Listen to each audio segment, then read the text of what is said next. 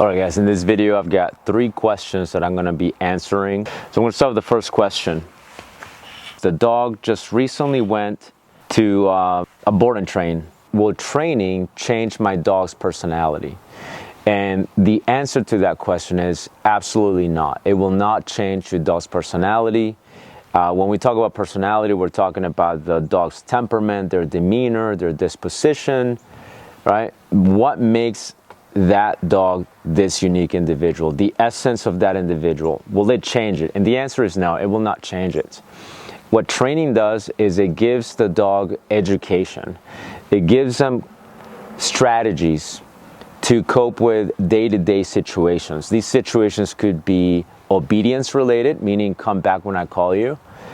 They could be management related, meaning, when a door is open, don't bolt out of the door. They could also be behavioral modification related, which means, if you see a dog, don't flip out, don't lose your mind.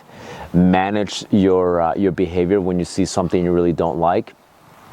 But these are education strategies that give the dog certain venues to either express themselves, or it gives the dog and the owner a vehicle by which they can communicate and live in harmony in the same household.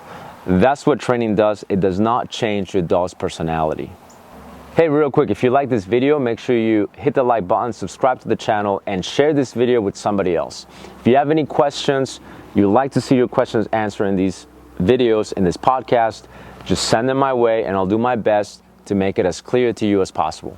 The next question, it's a question that is more protection related. This is also a pretty common question, right? It's a common question, and it's also a common concern that I get from my clients and even my club members. And the question revolves around, if I'm doing protection training with my dog, I get to a point sometimes where the dog doesn't want to do anything around a decoy. It's a very common thing when you do protection training and you're also trying to mix in the obedience. Now, this is a common concern also. So if we summarize how protection training is done, I'm going to generalize. Okay, not everybody does it this way, but essentially the way that a lot of people take the protection training is they'll do protection training as a sole, unique training session with very little obedience mixed into it. And then when they do obedience, they'll take it as just obedience with little to no protection training mixed into it. So what happens is the dog is getting built up in protection training. Remember, this is a generalization, okay? People do it differently and people use slightly different variations of that. But when we're doing just protection training and we go, okay, look, here is what we're gonna do. We're going to be playing with this guy, the helper. He's got the tugs, he's got the sleeves, he's got the suit. But I'm talking about sports training here. He's got the fun stuff. And so we build and build and build that dog. But then separately, altogether, as a completely separate session, we do obedience training. And so what happens is when you try to mix the two, a lot of times the dog goes, oh, hold on a second. I don't understand why you're trying to mix these two when they don't go together. And so then the trainer is forced to use some pressure to try to gain some control of the dog when the dog is thinking protection, protection, protection, right? So when the dog is in prey mode, predatory mode, and bite mode, the dog is suddenly switching off entirely the obedience switch, right? The light bulb for obedience is pretty dim if it's even on at all. And so a lot of times these dogs will struggle, the handlers will struggle, and so what they now have to do is they have to they think to themselves, well, maybe I should just take time off. And taking time off can help, but a lot of times it doesn't help. You're just delaying what you inevitably have to address anyway. So how do we address this? Well, it depends on your situation, depends on the foundation that you have on your dog. It depends on the age of your dog. It depends on the temperament of your dog.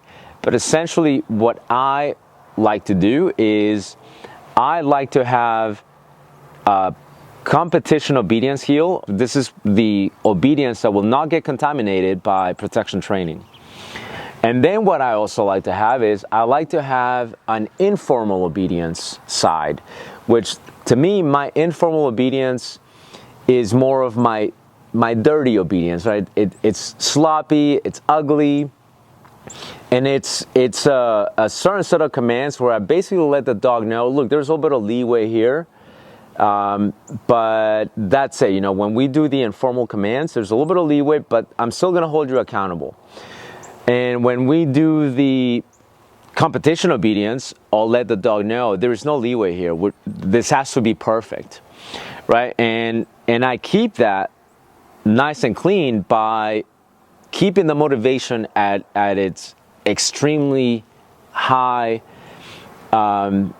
motivation. So I want the dog to know, look, on the formal side, on the formal obedience side, we're going to use high value rewards. You're going to love it. And on the informal side, it's going to be a little bit dirty. Yeah, you can be a little bit sloppy, but you know, to an extent, right? Also, on the informal side, there's going to be more pressure too. So if I'm teaching you something and you go, no, I don't want to do this. I'd rather do something else. Then I'll go, no, we're not doing that nonsense, right? We're gonna definitely do what I want to do. Whereas on the formal side, I will not bring the high-level distraction, like the decoy in this case, until the dog has mastered it on the informal side. So I'll give you a more clear example. My dogs know a left heel and a right side heel. And they know they're down, sits, but they also have like a stay, right? And my stay command is very informal. I use hang on, right? It's like hang on, that means to stay. That means you can sit, you can down, you can stand, doesn't matter, just don't move from that general direction, right? But if I say down or sit, that means do not move from a sit, do not move from a down, don't even creep, don't even sniff the ground. That's my standard for my formal obedience. But at the same time, the dog is very motivated to do that. And I will not contaminate that with the heavy distractions until they pass the test, right? Until they do well, until they understand the concept on the informal side, right? So if my dog's struggling with the decoy, I'm not going to bring him around the decoy on my formal left side heel because it will contaminate my formal left side heel. What I'll do first is I'll bring him to my informal heel. Well, he's already a little bit sloppy to begin with. As I bring the decoy to my dog's going to be on the informal side, right, on the ugly side. And so if my dog decides, you know, I'm going to do bite work, I'm going to go, no, we're not doing that, right? And so if I have to apply pressure, if I have to give corrections, then I'll do that here on the informal side. Now, there is motivation here too, but not quite as high as here. Once the dog understands, oh, okay, this is the discipline side. Exactly. This is the discipline side, right? It doesn't have to look pretty. You don't have to give me an attention heel. But, right, you will listen to me. Like if I tell you we're going that way, we're going that way. Doesn't have to be beautiful, but we're just going to go that way. It doesn't matter what the decoy is doing over here. Once the dog understands that concept, and they go, oh, I get it. I'm supposed to do what you want me to do, right? And I'm like, exactly. Once the dog understands that, then I'll transition that to the left side. And by then, the dog has a really good idea of what the expectation is. But now I'm moving it to the side where the motivation is pretty high. That's personally what I do. It works amazing for me and my clients and the people I work with. It doesn't have to work for everybody. As a matter of fact, some people might be hearing this and going, that is stupid, why do it that way, etc. It doesn't matter. I'm just telling you the way I address it and the way that I get a lot of success with my personal dogs and my client dogs and everybody that I work with who choose to do it that way. It just makes it much more clear for the dog. The next question, okay, this is a good question too. This question basically revolves around, I want to be a dog trainer. Now, in this particular case, the person who sent me this message has a little bit of background with animal husbandry, with some animal training, and this is something that I get frequently enough, right? It happens every once in a while. I'll get somebody that reaches out to me and tells me I want to be a dog trainer. Some of these people opt to work with me through my 5-day shadow program. If you want more details on that, let me know, and I'll have a conversation with you on that. I've had people from Florida, from Texas, and so if you're close enough and you're willing to drive to me, we can certainly arrange that. But some of the people that reach out to me, obviously, are a little bit too far out, and so I'll still get asked that question. You know, I want to be a dog trainer. How do you suggest I start? And I'll still answer you, and I'll still reach out to you. I'll still reply to your messages. But I'm going to reply to this message so that you guys also get an idea as to what I suggest. Be willing to put in some work that the pay might not be as high as you want it to be. Okay, and be willing to have some of this work even be, you know, unpaid. But I will caution you with that. Okay, do not get exploited. So be willing to do the dirty, raggedy work that a lot of dog people don't want to do in exchange for some education. Be willing to do that. Okay, be willing to start at the bottom. Be willing to start by applying for a kennel tech position and then get exposure to dogs that way. And then see if this is something you might even want to do. Because a lot of times, the idea of training dogs is a lot nicer in your head than the reality. So get some exposure by starting at a position where you get to be around dogs. You get to see the ugly side of animal husbandry, of caretaking of dogs, cleaning crates, cleaning kennels. Get to see that before you fully commit to that career. Once you get to see that, again, be willing to, you know, just ask a bunch of questions. Reach out to trainers around you. See if you can do some internships. Now, like I said a moment ago, be willing to do some of this work for free, just for the education, for the exposure, but be careful not to get exploited. Personally know of a couple of cases where the tenacity and the willingness of the person to learn about dog training got them into a situation where they're now getting exploited. You have to be aware of that. So it should be a fair trade where you're getting a lot out of it as well, where you're learning. But if you're getting a lot of, look, clean this, clean that, clean the other, you know, do the grass, do this, do that, do the other, and you're basically working almost a full-time job, if not a full-time job, for little to no value in exchange, you might be getting exploited, and you need to get out of that situation, because this is a way for some unethical dog trainers to exploit you in the name of an internship, to tell you, hey, I'll teach you, but you know, you have to work for free.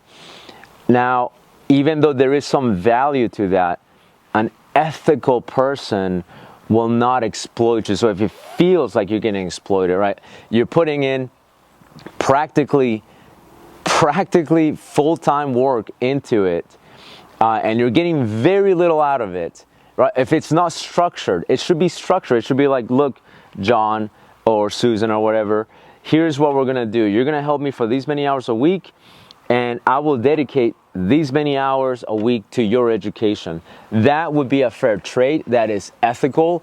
It's clear. It's concise. You understand what you're getting in exchange, and it's not just this relaxed, subtle, and unclear, yeah, just work for me, and then, you know, hopefully through osmosis you'll understand what I know. It doesn't work that way. You open yourself up to exploitation if you do it that way. You have to be very careful with that. But how do I start, right? If that's the question, how do I start? Reach out.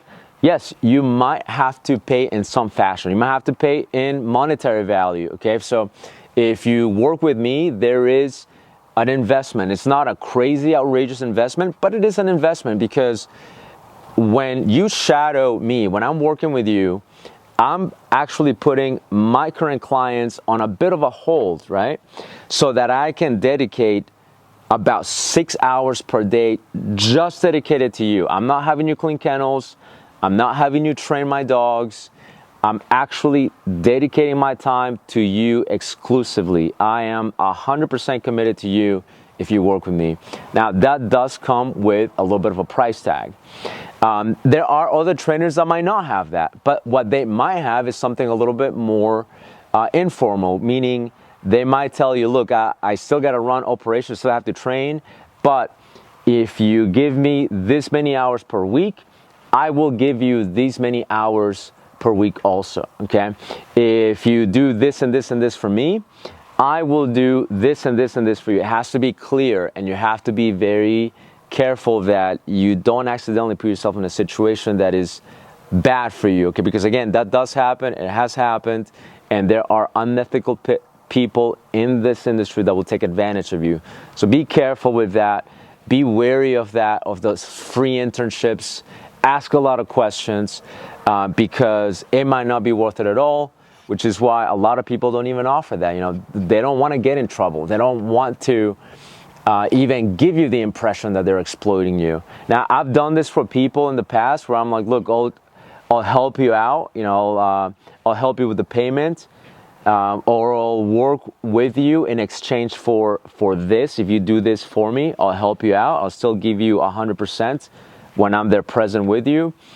In exchange, you know, if you could do these couple of things for me. I've done that in the past, but you have to, again, be aware that you don't put yourself in a bad situation.